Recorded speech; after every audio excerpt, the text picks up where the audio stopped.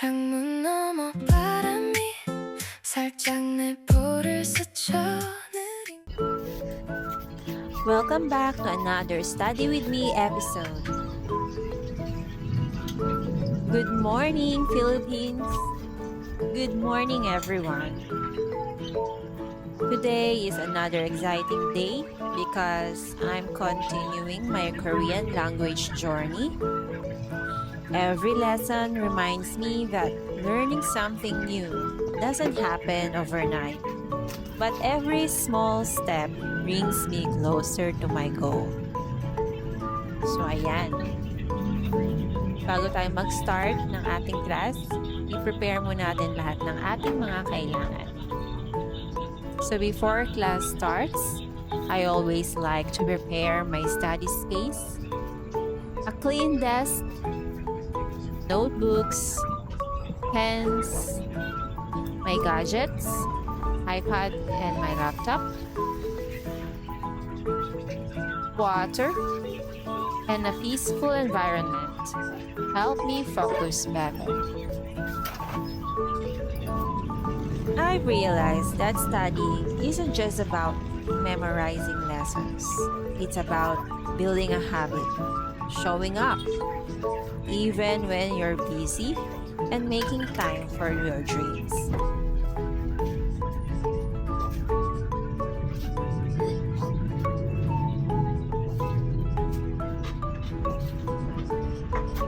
So tara, mag-attendance muna tayo, guys.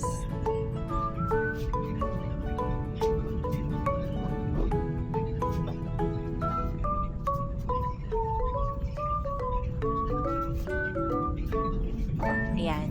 So, ito yung aming BSRS attendance. So, mayroon pa yung pa-picture.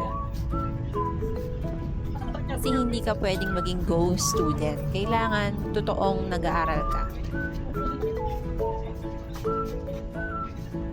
Picture. Another attendance. Second attendance, guys. So this one is the Google Form attendance. And then, yung dalawang attendance, the BSRS and the Google Forms, kailangan may screenshot. Tapos, send sa group chat. Okay? The group chat is our third attendance. 1 BSRS, 2 Google Forms, and 3 group chat.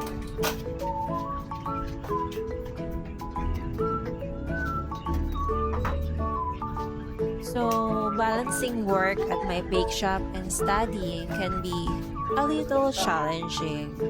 But this journey reminds me that it's never too late to learn something you've always wanted.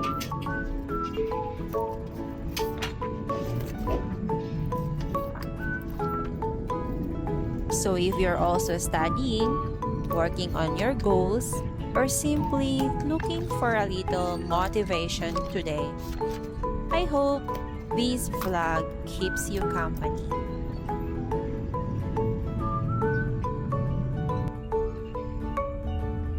So let's get everything ready, take a deep breath, and begin another productive study session. 7:05.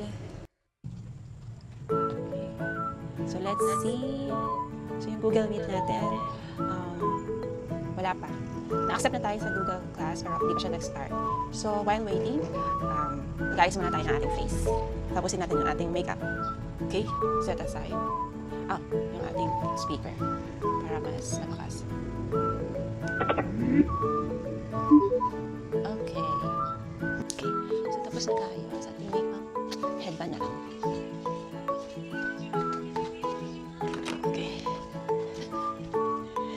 Okay na.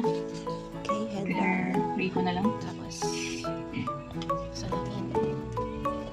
Okay. Check ko lang. Attendance natin.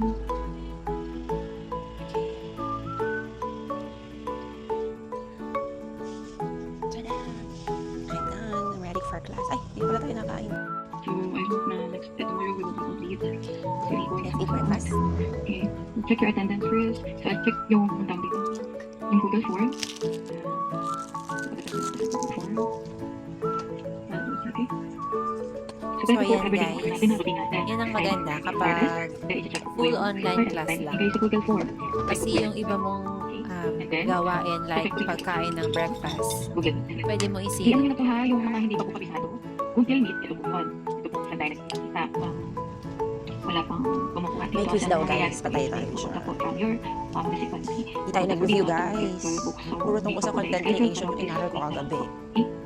July 20. Lahat po, ano, kung siniluan po tayo, lahat po ng siniluan doon po siniluan. Mamaya. Score natin sa quiz. Hindi tayo nag-aral. Hangul, am I right? Oh, I'm right. Korean alphabet.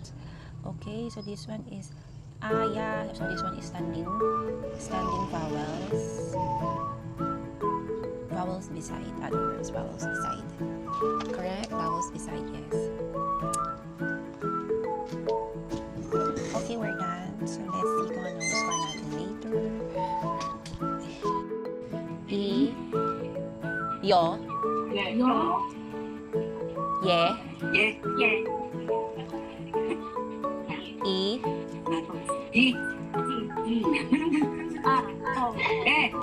Oh. Ano to? Oh. Narinig ko na lang. Enjoy yarn. Oh, big mouth. Eh. Oh. Iyo. Tawa yarn.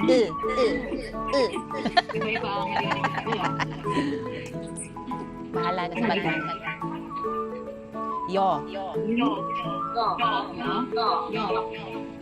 Ye.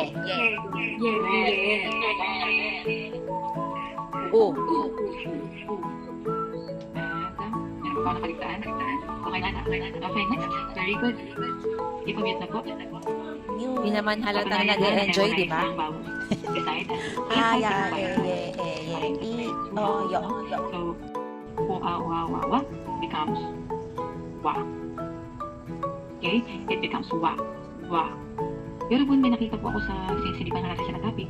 So, some of you, sinulat po siya ng ganito at parang diniretso pong ganyan.